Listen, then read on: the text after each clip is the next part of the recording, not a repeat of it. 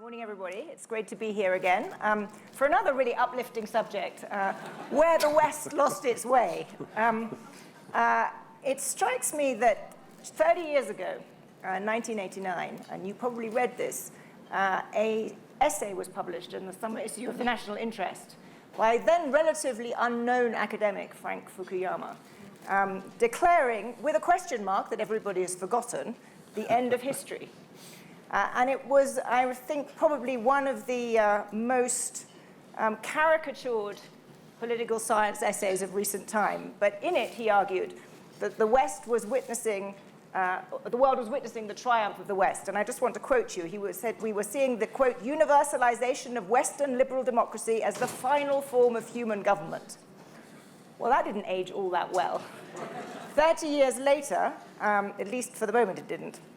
30 years later, we see that the world's rising power is an increasingly authoritarian dictatorship in China.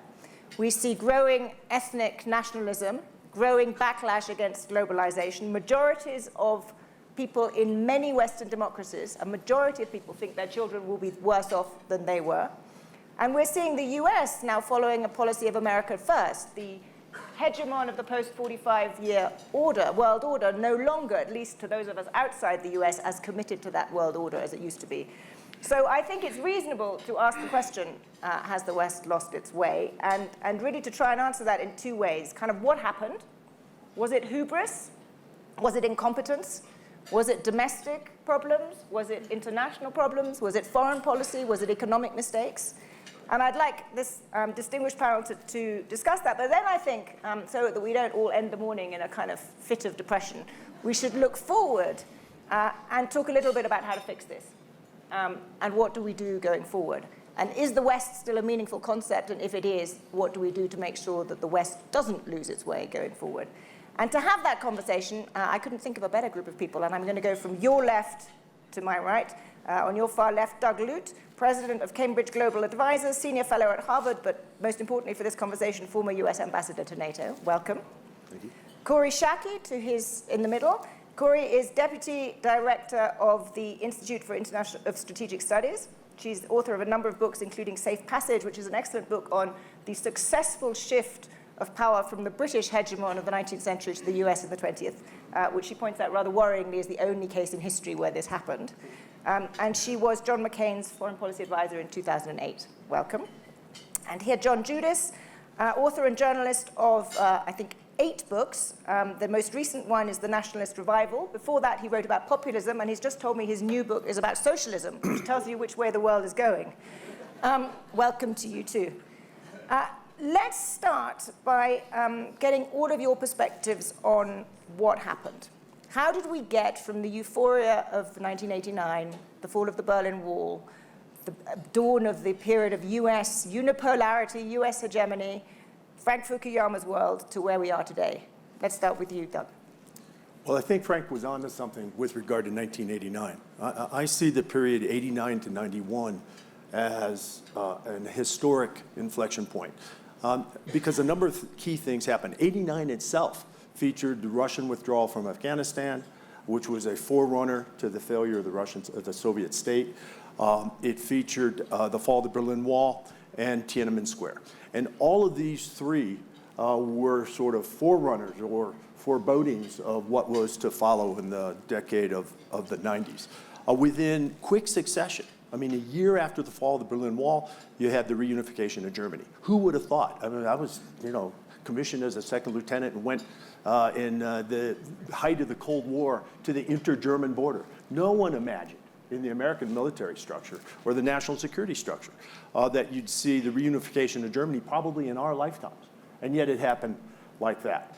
And then the rest of the 90s featured a period, as Frank described in his article, where things just seemed to go our way. The Gulf War, 90-91. Short, fast, successful, quick, in, out, done, right? The intervention in Bosnia in 95. Took us a while to get into Bosnia, but once we were there, no casualties. The fighting stopped, sort of put the state together in the form of Dayton and so forth. At NATO, the 90s featured a bit adrift, actually, and wondering, whither NATO, right? What's going to happen to this alliance that was created to counter the Soviet Union when the Soviet Union dissolved? And then also in the 90s, the beginning of a very aggressive period of NATO enlargement. So adding states from the 16 member states of NATO when the wall fell in '89 to now soon 30 states. So all that happened in the 90s, and when you add that up, now with 2 decades of sort of retrospective perspective, I think the 90s were largely too easy, led to a sense of complacency and maybe drift and inattention with regard to America's role in the world and the international institutions that had served us so well. I'll just quickly add that that decade of inattention, in my view, was followed by the 2000s and a decade of overreach and hubris, and we can come back to that. But I think it's the combination of these 2 successive decades that brought us the kind of position we're in today. Inattention in the 90s, hubris in the 2000s. Corey, do you agree with that? And I mean, the argument that it was hubris is one that you hear a lot of. You know, the US was the superpower, the sole superpower, and it just became hubristic. Yeah, I basically agree with that. I think the original sin of how the West lost its way was believing we won the Cold War instead of celebrating that the people of the Soviet Union and the people of states living under Soviet dominion actually won the Cold War.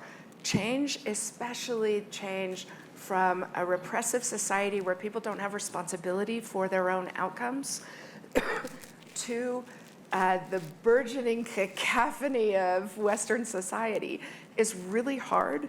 And thinking that we did this instead of they did this, I think is the origin of the hubris. I would say 2 other things, though. One is, I still think Frank Fukuyama's right. That we have lost our belief that our values are universal, that people everywhere strive for the liberties that we have. And you know the people who don't believe, who believe that our values are universal? The Chinese Communist Party believes our values are universal. That's why they are building such a repressive surveillance state, because they think the people of China want what we have, and that's not in their interests. So I think the timeline on Frank is still running, and I think he's going to prove right that Hegel, which is the origin of Frank's argument, Hegel believed that as people become more prosperous, they become more demanding political consumers. And that's the dynamic that drives liberal societies to be prosperous and stable. And I think that's fundamentally right. That's a really important point, and we're going to get back to whether it's just a question of whether, you know, there's a blip in the Fukuyama view, and we're going to get there over time. But I think what is certainly right is that in 1989, we did not expect the Chinese state to evolve in the way that it has evolved. And it's worth remembering that Tiananmen Square was also in 1989. It happened, I think, just after his essay had gone to press, or just about the same time. And I think if you look back from now, Tiananmen was actually more indicative of what the world looked like 30 years later than the fall of the Berlin Wall in as regard to China. John, I want your perspective on was it hubris, was it overreach, was it something else? And then we'll start dividing into foreign policy and economic. Okay. My view is that we had a number of great successes in the world. Europe after World War II, the end of the Cold War, internet boom in the United States in the 90s, and that we embarked upon a number of projects, really in Europe beginning in the late 80s, 90s in the United States, going to about 2003, that were utopian in nature, that had hopes attached to them that were not going to be fulfilled. Expansion of NATO, again, that it wouldn't ruffle the Russian it wouldn't, we could do it without reviving in any sense American-Russian hostilities.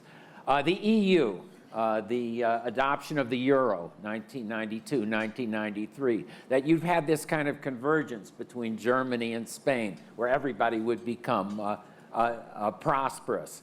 The single market, the idea that people could move wherever they wanted within the Eurozone without, again, ruffling feathers. United States, particularly, again, with regard to China and the WTO, this idea that, and if you go back to 1999 to 2002 and read the kind of statements that people were making about what to expect from China going into the WTO, trade surplus for America by the early 2000s, liberal democracy in China, well, you know, it would take a decade or two, but we wouldn't have anything like what we have now. So, United States, again, just the last thing, again, deregulation of finance. The idea that we could have a kind of Adam Smith world, deregulated with free trade and capital moving wherever it wants, and enormous amounts of immigrants coming into the country, and nothing would happen. So it all blew up. And the result of that is, again, a lot of right-wing populism, some populism on the left, Donald Trump, Marine Le Pen, you said, and from my standpoint, Trump is a kind of early warning signal to the world and the United States. And, you know, you can put Brexit and Le Pen and the Alternative for Deutschland in the same category, that something's really wrong and that we have to get things right. Okay, you've raised a long charge sheet here, and I feel sort of compelled as the editor of a newspaper that was founded to champion free trade in 1843, that its merit started long before 1989, and it's still worthwhile doing. But anyway, we'll get through to those. Let's go through your charge sheet, because actually it's a useful organizer for the rest of the conversation. The expansion of NATO. Doug, very close to what you did. Was it a mistake? I think it was a mistake on two counts. First of all, I think we underappreciated the impact this would have on the really strategic move in Europe for stability in Europe, which was NATO and the US and its relationship with Russia. I think we discounted this, and we thought that with Gorbachev and then Yeltsin, that this was a new Russia. And we discounted what you might call the political DNA of Russia, which is fundamentally a vulnerable, suspicious state which had been invaded any number of times and needed reassurance that this wasn't going to happen again. So I think there was a mistake on that front. We underappreciated Russia. The second part, though, was more internal. I think we underappreciated the ability of the 100 million Europeans in Central and Eastern Europe who made up these new members of NATO to convert quickly and successfully to democracy and free open markets and so forth.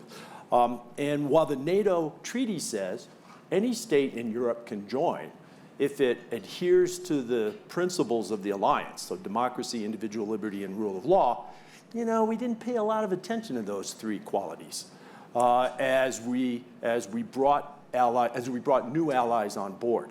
And it's those same allies now where we see drift from these democratic values at the sort of 20-year mark. So Hungary, Poland, the Czech Republic, which were the first three post-Cold War entrants into the alliance, are now also showing signs of drift. Can I push back a bit on this? My first adult job was in Poland, working for the new Solidarity government.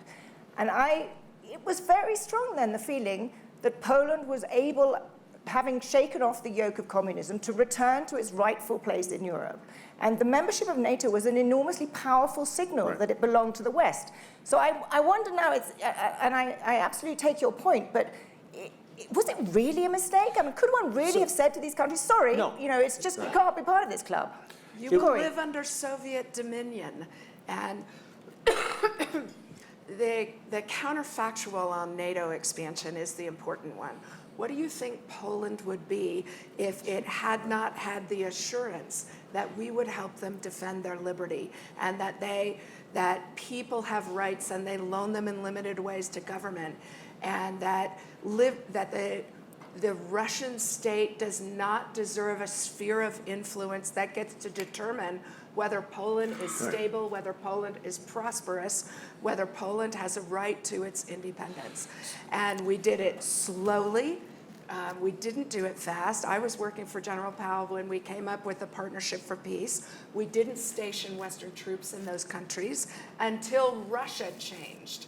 So we need to break ourselves free of believing we are responsible for the choices that Russia made. And what Russia wanted was a Poland that was subservient, that wasn't independent, that wasn't Western, that wasn't prosperous. If you look at what Russia has done in Ukraine, that's how to think about what Russia would have done in Western Europe if we hadn't reached out and helped stabilize countries that were making an incredibly brave set of choices and agreed. It's hard, but they also actually deserve our help and support to be what they wanted to be. So let me just come back quickly on this. So I'm not suggesting that we should not have enlarged. I'm suggesting that as we enlarged, right, we should have paid more attention and better appreciated the impact it was going to have on Russia. Because fundamentally, the big strategic relationship that counts in Europe is Russia's relationship with the West, not the security of Czechoslovakia or Poland, right? It's the bipolar relationship, which was always going to be the power relationship that counted. So we should have paid more attention to that. And then as we enlarged, we should have held, in a very attentive way, sustained focus on the democracy and the institution building that undergirds successful transition from what Poland was to what Poland can be.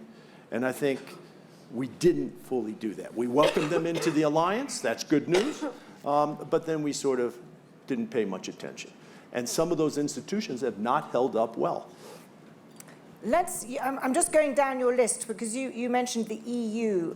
You mentioned the EU's adoption of the euro, which I have to say I have a hard time seeing why that is a driver of the decline of the West. But let's take the European Union more broadly, because the counterpart to NATO expansion was EU expansion. Do you think EU expansion was a mistake? Oh, you know, it's hard to do these kind of counterfactual things. I think that I'm sort of with the Thatcher de Gaulle line. I think customs union made a lot of sense. Foreign policy. When you get to the euro, there were a lot of criticisms made in early 90s of it, and a lot of them had to do with the economics and the ability of countries to devalue, the ability of countries to control their own economies.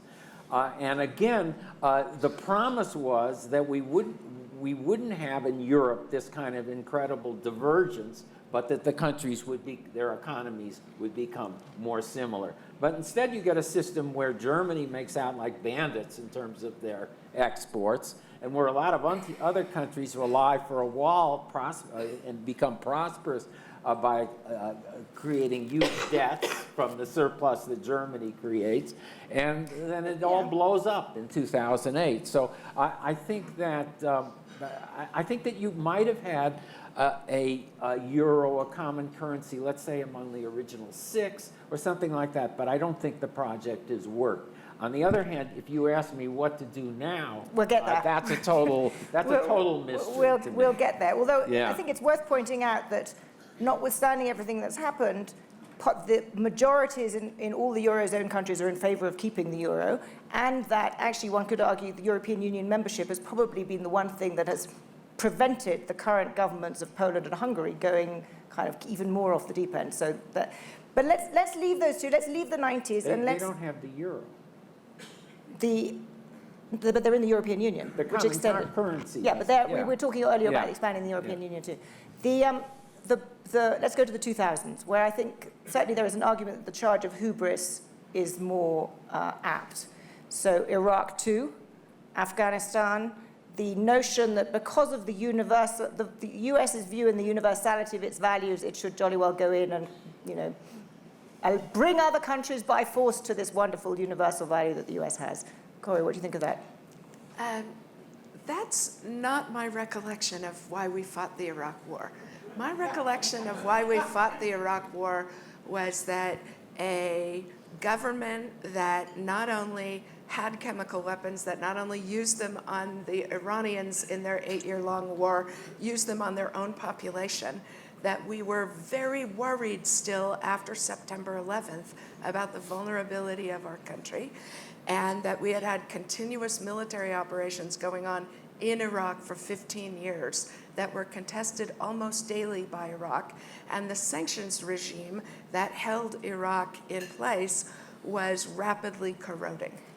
Was it with hindsight I agree it a was mistake? a mistake. Oh, yeah. And was it a driver of the sense that the West has lost its way? Was Iraq pivotal? Absolutely. I think the 2008 financial crisis and the Iraq War are the two seminal moments in which we made a set of choices or created a set of conditions where we not only got bad outcomes for ourselves, but we called into question our fundamental judgment about our ability, both my mom's opinion and also the Chinese Communist Party's opinion about where we are. She's not part of it. I think they're unrelated. No, she's not a member of the Chinese Communist Party. And was that, and I'm going to ask you the same in a second, sorry, was that because of incompetent... We're old friends. Was that incompetent execution, or was it a failure to explain domestically to your mum and to others what the US was doing? It was a bad decision to take in the first place, and then badly managed for a decade subsequently, both by the Bush administration and by the Obama administration. Choices of overreach and choices of reticence were both to blame. I do not think we failed to explain ourselves to the American public. I think we made a bad set of decisions because we were fearful and didn't see better options.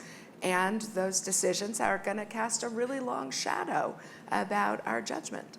And they should. Do you agree that it was a bad set of decisions? And do you agree that it was driven by fear, or was it driven by hubris? So I think it was a dangerous blend of those two ingredients. It was fundamentally bad intelligence. This is not the first time we've had significant intelligence failures on big national security issues in the United States. I mean, we didn't predict 9/11. We didn't do well with weapons of mass destruction in Iraq and beyond.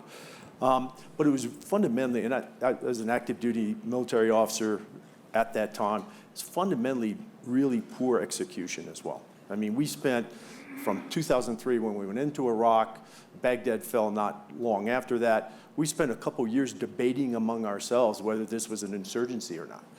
And you can remember the fundamental missteps of disbanding the Iraqi security forces and then de-Baathification, which essentially placed on the unemployment rolls all competent civil servants in the Iraqi governmental structures. And those two steps in particular are, for me, the benchmarks of incompetence. I mean, this is what really ignited the insurgency and really spelled the sort of conflict we had for the next 10 years. So there's a heavy dose of incompetence there. John, what about the economic side, the importance of 2008? You've all mentioned the 2008 financial crisis as being another big driver of this sense that the West had gone wrong. How do you think the economic was as important as the foreign policy, and why do you think it was so pivotal? Did it expose the sort of incompetence of technocracy? What was the reason it was so seminal? Well, I mean, it was the biggest economic crash we've had since the 1930s, and it reshuffled a lot of things. And one of the things that it exposed in both the United States and Western Europe was the kind of uneven development that had been occurring over 20 or 30 years. You know, again, the British used the term left behind. That's where it really originates. But where in the United States we had enormous prosperity in these metro areas, and other areas were becoming depopulated, deindustrialized. Same thing in the UK, same thing in Europe. And again, these things were brought to the surface really and dramatized by the Great Recession. And to a great extent, we still haven't resolved those kind of things. And again, if you want to look at the rise of Trump and Le Pen, et cetera, you have to look right there, and you have to look at those areas in the United States or Britain or France or, you know, the former East Germany and towns outside of Vienna. Well, that's where it begins. And so so it's a question of how do we deal with this uneven development of capitalism. That's a really interesting point, and it was exposed by 2008, but it had been happening a long time before. This widening inequality, the sense that the globalized world was benefiting an elite few, a large number of people left behind. You have a combination of automation. In the United States, you have that, plus you have the China and the China trade. The estimate, 2.4 million jobs lost in the early 2000s, industrial jobs in places like Ohio, Michigan, again, North Carolina furniture industry, all areas that went for Trump in 2016. So there you go. Well, that then gets, I think, to another broad part of this, which is, did we make a mistake in how we dealt with China? And was the decision to integrate China into the world economy effectively sort of epitomized by its entry into the WTO in 2000, was that a mistake? And that's becoming an increasingly popular view, Corey. So I think it was a mistake for all the right kind of liberal reasons. If you go back and look at when the term, the rules-based international order, comes into usage, it comes into usage by Tony Blair and Bill Clinton when they are bringing China into the World Trade Organization. And the problem wasn't bringing them in. The problem was that we didn't require them to play by the rules that everybody else played by. That we were carrying them in, and as they grew more prosperous, because our fundamental belief was as they grew more prosperous, they would grow more liberal, and therefore they could abide by the rules eventually. And I think that created advantageous circumstances for China, and it also incentivized the continued authoritarianism in the country. There's a certain common ground here with, in the 90s, we sort of imagined the Russia that we wanted, that we desired, right? It was an image. It's a little bit replayed with China. We imagined the China that we wanted China to be. And it turns out that's not the China we had. And it was not the Russia that we had. And we're dealing now with a long period of time where we lived in this period of hope and dreams as opposed to the reality of China and Russia as they really are. I mostly agree with that, except you shouldn't underestimate that both Russia and China have changed. They made a set of choices. This wasn't an inevitable path. They made a set of choices that have made them more antagonistic, that expressed a lack of confidence that they could prosper by the rules of the liberal order. But in each case, they reverted back to what might be argued to be their historic norms, but isn't their DNA. I mean, that's what again, countries make choices, but they make choices within their history. When I went to Hungary, when I was doing the Nationalism book, and if you go in the National Museum there, which is, again, controlled by the government, it's not like, here where you have private museums and the National History Museum. There's like 3 rooms of the Kadar, the communists in the 1980s, and there's like this little niche where you have the Hungarian Revolution. And if you see the kind of rewriting of history there, they're going very much back to the 1980s or the 1920s. Poland, similar thing is happening. Again, Russia. So all these countries, I mean, they change, but they change within a historical framework that sometimes goes back centuries. I'm going to resist. I'm going to stick to my moderator role and resist the temptation to completely disagree with you. We'll argue about that. Let's move on, because I want to get us to look forward a bit before opening to questions. What do we do to fix it? You've all, to just briefly summarize, I think you all basically agree that there was hubris, that we did get some things wrong, particularly with China and in the way that NATO was expanded. And the 2008 financial crisis was an expose of a lot of sort of domestic things that had gone wrong. So we are where we are now. Is the West still a meaningful term, and what do we do to fix the West? Doug? So I think in times of crisis like this, and I think we are at a period of crisis, right, that it's fundamental to go back to the basics, right? And the basics for the institutions of the world order that served us well from 45 to the inflection point, 89, 91, right, were values-based institutions. And I think we've made a point here in the panel that we sort of didn't pay much attention to some of those values. We drifted, right? And I think now if we want to revert back to norm, we need to revitalize those institutions, and we need to start that revitalization with a deeper appreciation and more attention to values.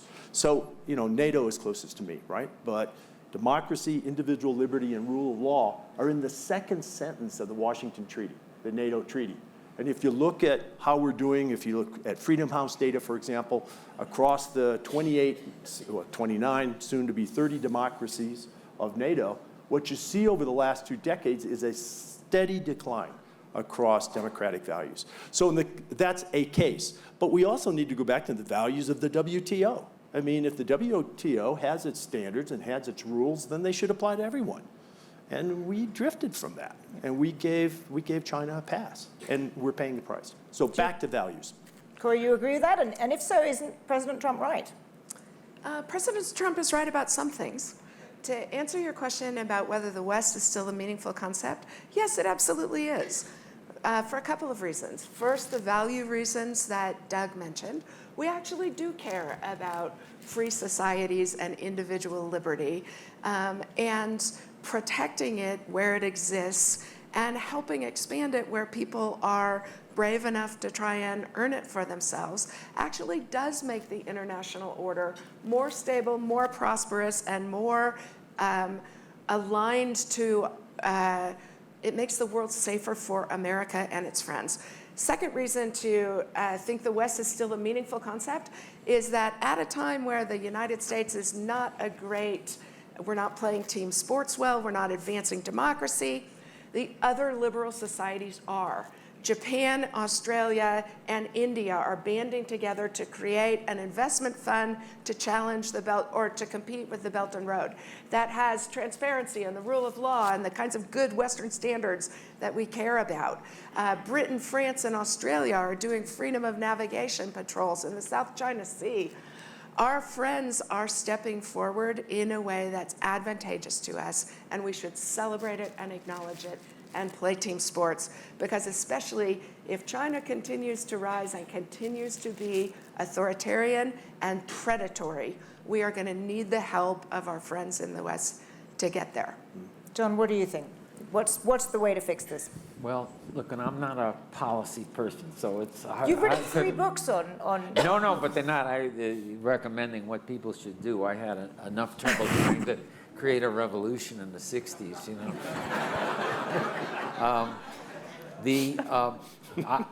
Look, I mean, Japan, South Korea, these are all important countries. And we have to, I mean, you know, the United States is turning economically toward the Pacific. So it's hard to conceptualize things for me in terms of the West. We can talk about an advanced kind of capitalism and democracy and attempting to spread that. And, you know, and I think, again, still that something like that is the answer to a more Pacific world, Pacific and prosperous world. So, you know, how we do that is... So what would a President Judas do? Well, look, I mean, you have to talk about specific areas. I mean, what's the... And again, I don't have any clue about NATO. The Middle East, still a problem. Offshore balancing, I think, would have been the solution there. Is this too technical a term?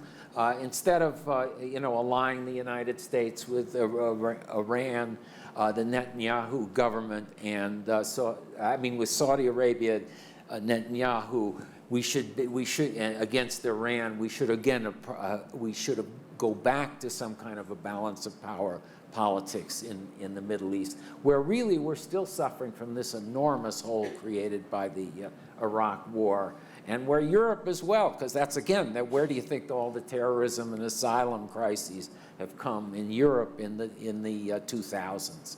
And Syria.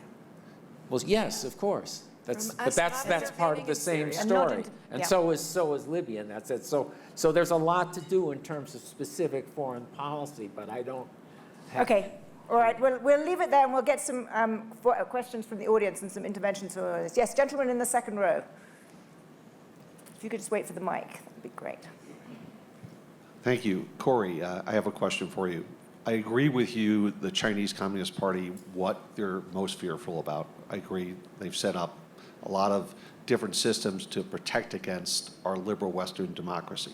Now, I know you've been a strong advocate of confronting evil when it happens, as in Ukraine and Crimea. What would be a more robust foreign policy? Specifically, what policies would you advocate for today? Because I believe the biggest threat to liberal Western democracy is China, with their development of AI and some of the advantages they have over the West. So what specifically would you recommend? I love that question. Thank you. So my favorite expense of American foreign policy money in the last 20 years was when Governor Huntsman was the Obama administration's ambassador in Beijing. He posted on the website of the US Embassy the air quality index in Beijing, and the Chinese government went nuts about it. It cost us about $1.50 to do, and it succeeded in forcing the Chinese government into a conversation where they were accountable to their people.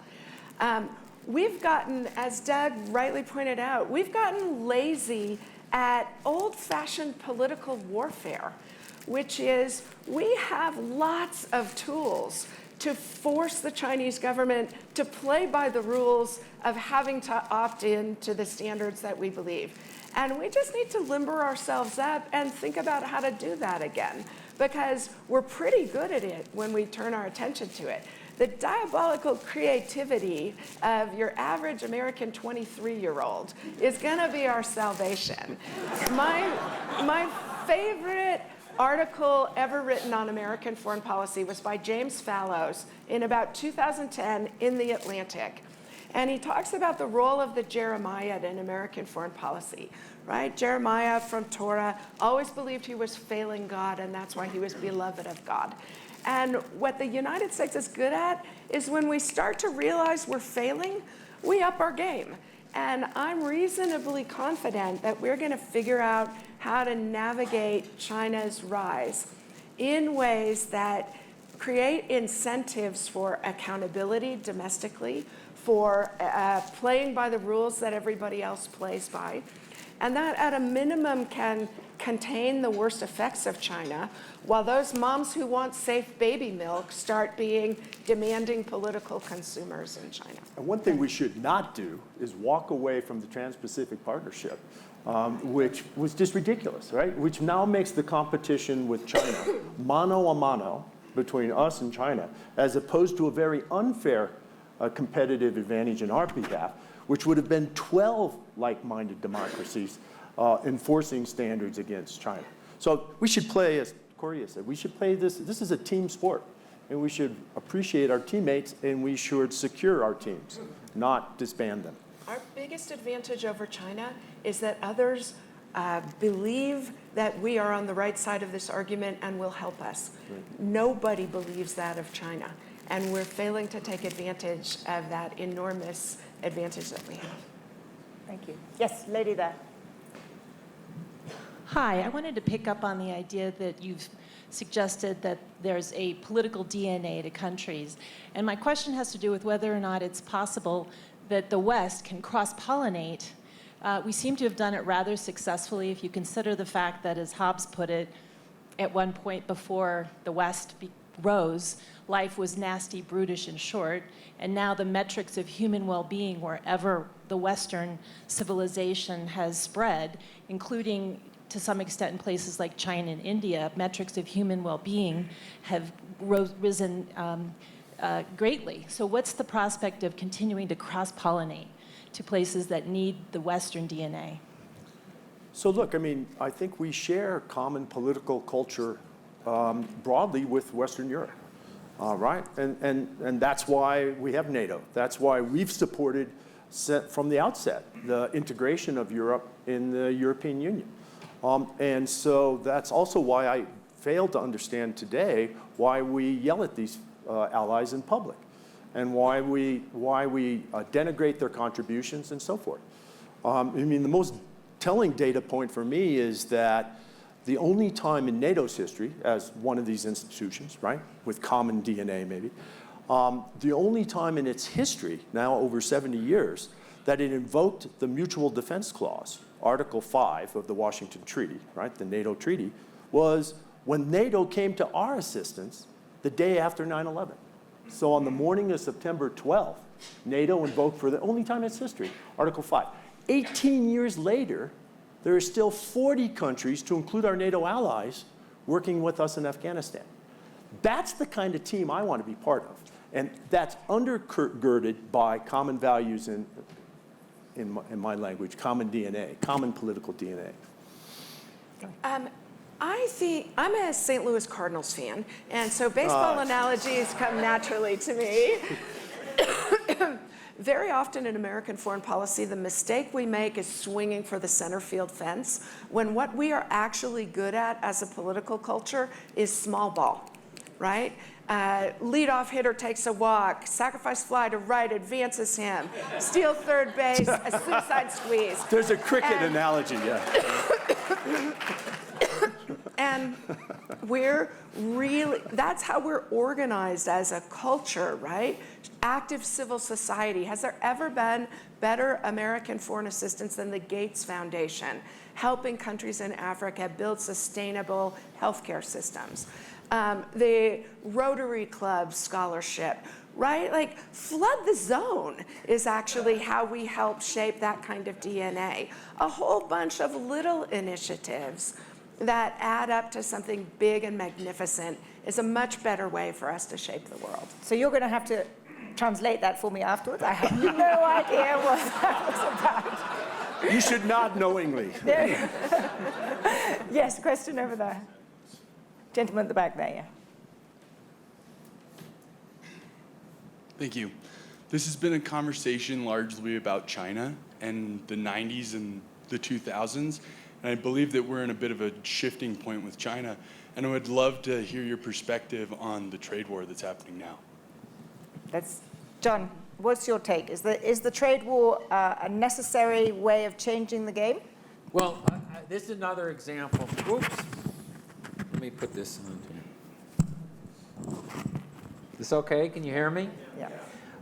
I think, again, this is another early warning signal with Trump, where there is a real problem in our trade relations with China. It's not a level playing field, stealing various technology secrets and things like that, and where he has seized the issue in a way that the United States had to do, but I'm not sure about the methods that he's using in order to accomplish it. I still don't quite understand what we're going to get out of the tariff conflict with China. I mean, as you know from the economics, just changing the trade balance doesn't necessarily make a difference. I mean, the thing that we have to worry about in the United States is advanced electronics, high tech, where we are in the world in that. And there's, again, there's a big area of competition with China on that. We want them to stop doing a kind of industrial policy, this 2025 plan. I don't think they're going to stop. I think a lot of the response to that has to be here in the United States, in our undertaking, that kind of thing, which, goes back to Ronald Reagan and the semiconductors and establishing semi-tech. So, again, we have to be vigilant about the relations between government and the economy and inspiring things in our country and keeping them going. And I think that's where a lot of the solution's going to come. And at the same time, we have to, again, combat people stealing secrets from us. And, you know, again, there might be some, I think the Huawei thing, there's a real value there in what Trump's doing, but I'm not sure about it. And I'm not the person to give you a final answer on it. Thank you. I think we have time for one last question. Is there, yes, gentleman here. I think what's happening with the elbowing between the United States and Russia and China is interesting, but deep second place to an economic revolution as we have shifted to a knowledge revolution. You know, the agricultural revolution was major, the industrial revolution was major. This place that we're in has created boomtowns across America, from Boston to Nashville. We have 2 minutes. Okay, so cities are booming everywhere globally. This is a dynamic shift, and politicians are sort of unaware of it and unable to keep up. And so they're sort of looking backwards, and the world's bonding and moving forward, or at least parts of it, in a very dynamic way. Could you think on that? So it was a comment, more than a question. But thank you. Do you think that I agree. We're in the midst of a revolution, and free societies have the kind of resilience that helps them adapt much more than unfree societies, which tend to be more brittle and more centrally organized. Can I just build on that? And just because we have 1 minute left and 20 seconds each, if you answer that and also then tell me when we're back here in another 30 years, is the West still going to be, are we still going to be asking, has the West lost its way? Is the West going to be a meaningful concept? What's the West going to do? Well, the places you cite, Boston, Palo Alto, Aspen, places like this, are prospering, right? But if you go to Michigan City, Indiana, where I grew up in the Rust Belt, it's not. Okay, so I think it very much, this revolution features the haves and the have-nots, and that's playing out politically as well. Because I think that there's really something to these common values, my estimate would be, yes, the West is going to be relevant 30 years from now. Corey, West going to be relevant 30 years from now? And no, the West is going to be resurgent 30 years from now, and we're going to be celebrating that Hong Kong and Taiwan produced the models that helped China become Western. John, are you going to leave us on a downbeat note or an upbeat note? So the question about the knowledge thing, I mean, there is something, centripetal forces bringing us together, but at the same time, and again, to repeat the uneven development of capitalism, Brexit pulling us apart, the rise of a more toxic nationalism that's pulling the countries apart, and, you know, wrecking these various alliances that we've had. So in 30 years? 30 years, I don't think people will be talking about the West. Will they be talking about the subject of your next book, socialism? Maybe, I hope, and we also have to see who wins, who's president of the United States in 2024.